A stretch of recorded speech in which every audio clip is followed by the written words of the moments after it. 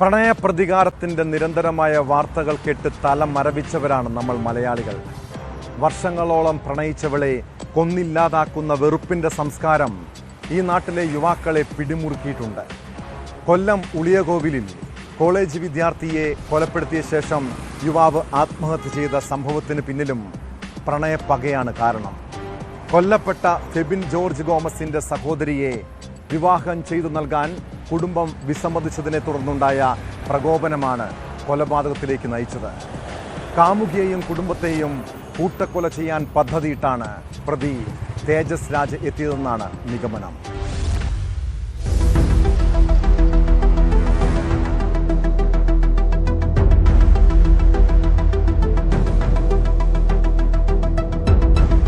+2 കാലം മുതൽ ഒരുമിച്ച് പഠിച്ചവരായിരുന്നു ചവറ സ്വദേശിയായ തേജസ് രാജും കൊല്ലപ്പെട്ട ഫെബിൻ ജോർജിന്റെ മൂത്ത സഹോദരിയും. സ്കൂൾ കാലഘട്ടത്തിൽ തുടങ്ങിയ സൗഹൃദം പിന്നീട് വിവാഹാലോചനയിലേക്ക് മാറി.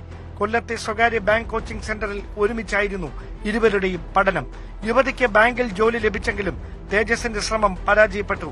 പിന്നാലെ PSC പരിശീലനത്തിലൂടെ പോലീസ് ടെസ്റ്റിൽ വിജയിച്ചെങ്കിലും കായികക്ഷമതാ പരീക്ഷയിൽ പരാജയപ്പെട്ടതോടെ ഈ ശ്രമവും വിഫലമായി.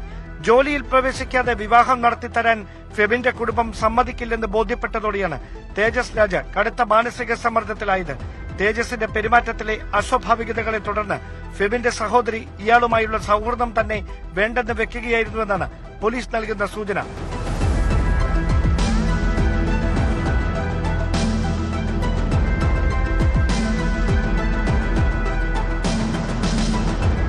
കൊലപാതകം നടന്ന ഉളിയകോവിലിലെ ഫെബിന്റെ വീട്ടിലെത്തി പരിശോധന നടത്തിയ ഫോറൻസിക് സംഘം തേജസ് രാജ് ആക്രമിക്കാൻ ഉപയോഗിച്ച കത്തിയും മുഖം മറയ്ക്കാൻ ഉപയോഗിച്ച പർദ്ദയുടെ ഭാഗങ്ങളും ലൈറ്ററും ഇന്ധനം കൊണ്ടുവന്ന കുപ്പിയുടെ അടപ്പും വീടിന്റെ പരിസരത്ത് നിന്ന് കണ്ടെടുത്തു.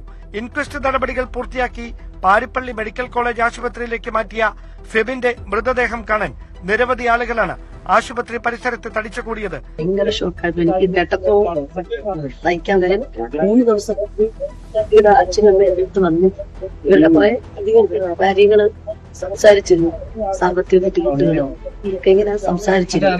അപ്പൊ അതുകൊണ്ട് എനിക്ക് കേട്ടപ്പോ ഭയങ്കര ഇങ്ങനൊരു സംഭവം നടക്കുന്ന ഒരു വീടല്ല. അപ്പൊ അതിന്റേതായ ഷോക്ക് ഭയങ്കരമായിട്ടുണ്ടായി. കുട്ടികൾക്കായാലും ഇഷ്ടമൊക്കെ തോന്നുന്നുണ്ട്. അതിന്റെ പേര് കൊലപാതകം അല്ലല്ലോ. അവസാനം നല്ലതെന്ന് തോന്നുമ്പോൾ തിരിച്ചറിയാൻ പറ്റുന്ന സമയത്ത് തിരിച്ചറിവില് ഒരു മാറ്റം സംഭവിക്കുന്നത് സ്വാഭാവികമല്ലേ. ഇങ്ങനൊരു ഇത്രയും കാരണമായ ആ 21 വയസ്സുള്ള ആൺകുട്ടിയെ എത്രയോ കുടുംബത്തെ സംരക്ഷിക്കേണ്ട കുട്ടിയാണ്.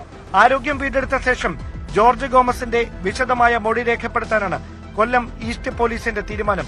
അതേസമയം ഫെബിന്റെ മാതാവ് ഡെയ്സിയുടെയും സഹോദരിയുടെയും മൊഴി പോലീസ് രേഖപ്പെടുത്തിയതായാണ് സൂചന.